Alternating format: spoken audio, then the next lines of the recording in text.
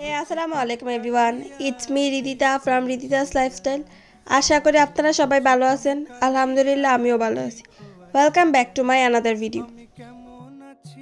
প্রতিদিনের তো নানান রকমের ভিডিও দেই, কখনো দিই যে সেটা পাকোড়া, কখনো দেয় চিকেন ফ্রাই, কিন্তু আজকের ভিডিওটা হইব একদম ভিন্ন রকম। আজকেও দিয়ে আমি রান্না করবো বেগুন দিয়া শুটকি।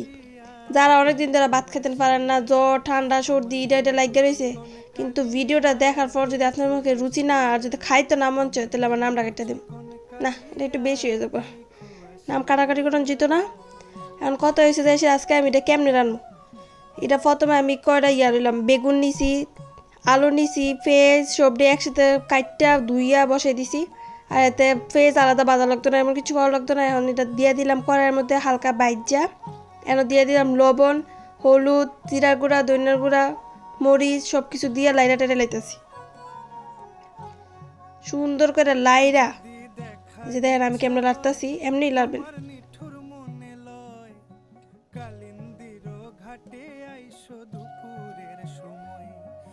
ঘুমায় এখন লাড়ার ভিডিও শেষ হইও না। আচ্ছা, লাইরা শেষ। এখন একটু পানি দিয়ে দিতেছি যাতে সিদ্ধ হয়ে জায়গা, তাড়াতাড়ি সিদ্ধ হয়ে যাবো। যারা প্রয়োজন তাড়াতাড়ি, আমার তো একটু ফেটে খেতে বেশি, কারণ আমি একটু পানি দিয়েছি, তাড়াতাড়ি সিদ্ধ হয়ে যাবো। এখন দিয়ে দিয়ে আমি ডাকনা শেষ, আবার ডাকনাটা দিয়ে আবার খুললে অলাইলাম। খুললে দেখেন এখন এটার মধ্যে শুটকি দিয়ে দিলাম, যেটা এই রেসিপি হইতোই না। শুটকি দিয়ে দিছি। শুটকি তো ইয়াদের লগে ভালো করে মিশাই নেবেন, আস্তে আস্তে লাড়বেন যাতে না ভাঙ্গি, আস্তে আস্তে না থাকলে সুন্দর লাগে না।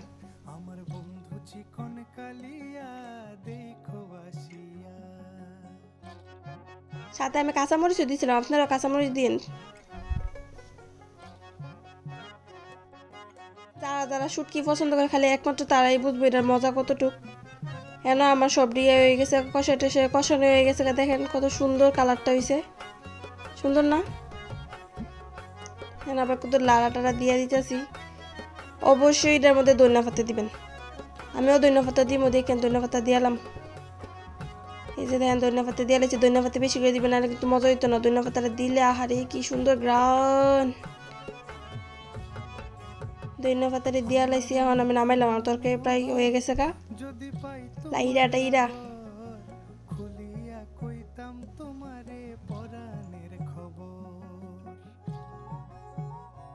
যারা যারা এই ইয়াটা খাইছেন না অবশ্যই তারা বাসার মধ্যে ট্রাই করবেন, দেখেন অনেক মজা লাগবে। আর যারা বেগুন না খান তারা তো কিছু করার নাই, বেগুনটা অবশ্যই অ্যাভয়েড করবেন।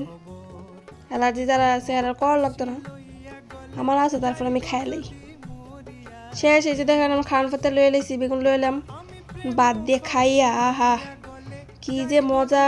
এটা ভিডিওর অনেক দিন আগের, এতদিনে দিতেছি। আল্লাহ হাফেজ ফর টুডে।